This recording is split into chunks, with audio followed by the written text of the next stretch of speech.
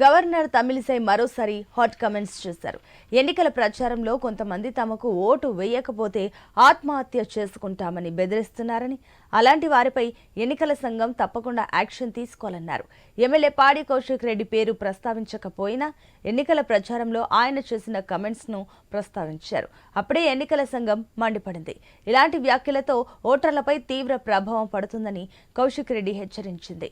అయితే ఇప్పుడు పాడి కౌశిక్ రెడ్డిని గవర్నర్ టార్గెట్ చేయడం ఆసక్తికరంగా మారింది. చాలా రోజుల నుంచి పాడి Kaushik Reddy versus governor Tamilisai war నడుస్తూనే ఉంది.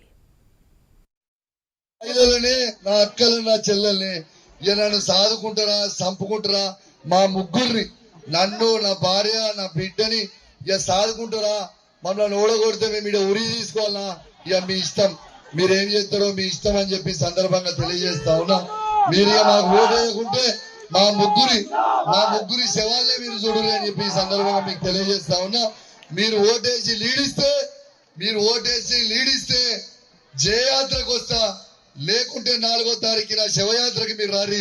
మీరు ఎట్లయినా సరే మీ దయ అంటున్నా, మీ దండం అంటున్నా, మీ కడుపులో తలికాయ పెడతా అంటున్నా, మీ గణాలు పట్టుకుంటా అంటున్నా, ఒక్కసారి అవకాశం ఇవ్వండి.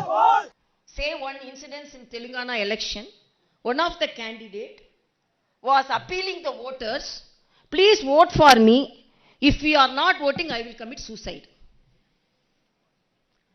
That type of influence should not be there. That is wrong.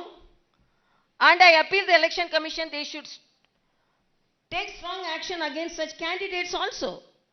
You appeal by doing what all the good things you have done, but sitting in front of the camera and saying, oh, I will, if you are not voting I will commit suicide, then how will take forward the challenges faced by the society to help the people?